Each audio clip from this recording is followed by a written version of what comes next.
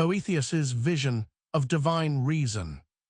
O grant, Almighty Father, grant us on reason's wing to soar aloft.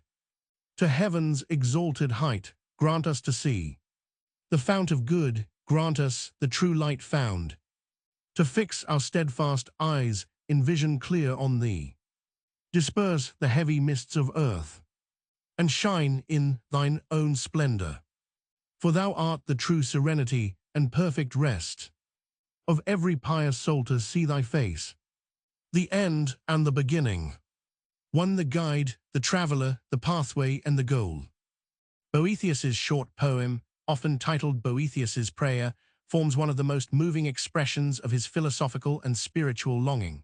It was written during his imprisonment in the early 6th century, a period that led to his major work, The Consolation of Philosophy. The poem expresses the union of reason and faith as the soul's means of returning to divine truth. It stands as a lyrical summary of his lifelong search for wisdom and peace in the face of human suffering and uncertainty. The historical context gives the poem its special power. Boethius lived during the collapse of the Western Roman Empire and served as a statesman under the Ostrogothic ruler Theodoric. Accused of treason and imprisoned, he awaited execution while composing his meditations on philosophy and providence. Within that confinement, he turned his mind to the relation between human intellect and divine order. His prayer becomes not a cry of despair, but an invocation for enlightenment, asking that reason, purified and uplifted, might rise toward the source of all goodness. The opening plea, "Grant us on reason's wing to soar aloft," introduces a key theme of Boethius's thought, that reason, the highest human faculty, can elevate the soul beyond the mutable world. For him, reason is both a natural gift and a divine spark. By its proper use, one ascends from the realm of sense to the realm of eternal forms. This image of soaring expresses the Platonic idea of the soul's ascent toward the good, but it also reflects a Christian tone, suggesting prayerful dependence on divine grace. The flight is not self-propelled, but granted by the Almighty Father, who alone provides the power to transcend the shadows of earthly confusion. Boethius's mention of the fount of good identifies the divine as the ultimate source from which all that exists derives its order and perfection. In his philosophy, God is not merely a distant ruler, but the wellspring of being itself. Every created thing participates in some measure in that goodness, yet the human soul, bound by material concerns, loses sight of the source. The prayer, therefore, asks for restoration of vision. The true light signifies understanding free from error. To fix our steadfast eyes upon it means attaining stability of mind after the shifting experiences of life. Boethius presents vision as both intellectual clarity and spiritual illumination, the moment when knowledge and devotion coincide. The next lines turn to the imagery of mist and light. Earthly life, with its distractions and desires, clouds the soul's perception.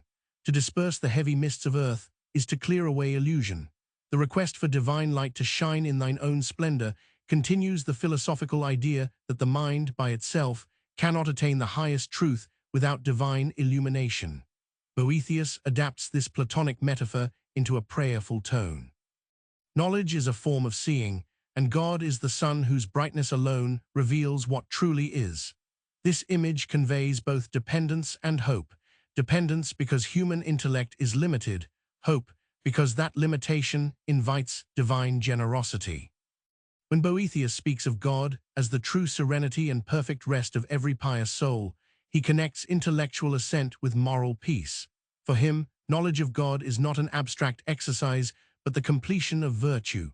Rest signifies the end of striving, the state in which desire finds fulfillment. In the turmoil of his own imprisonment, this idea of rest gained poignant meaning. The serenity he sought was not freedom from chains, but the inward stillness that comes from perceiving divine order.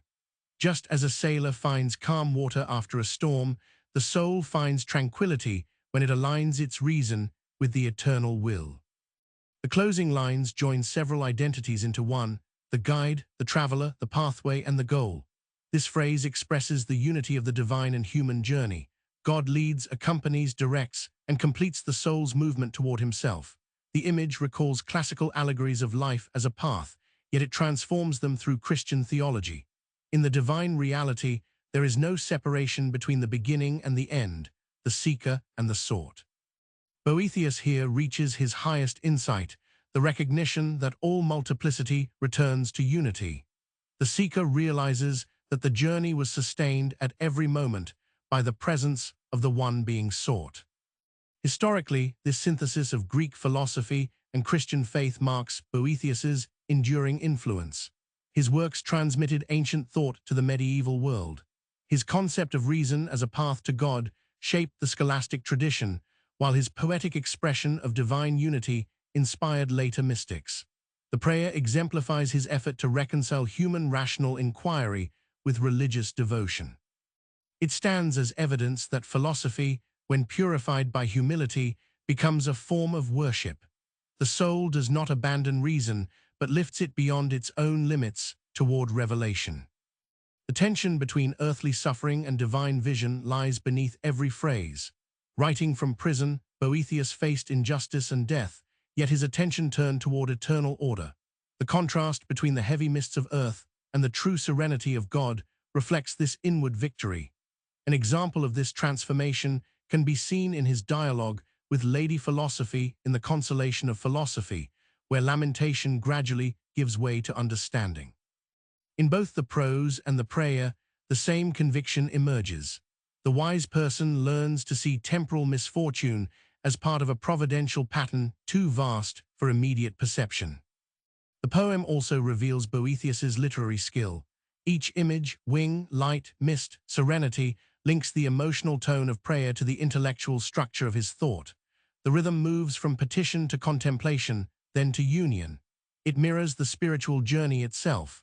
By invoking flight, sight, and rest, Boethius compresses a complete metaphysical system into a few lines of devotion. The poem's symmetry, rising from earth to heaven and returning to unity, gives form to the belief that divine order governs even human speech.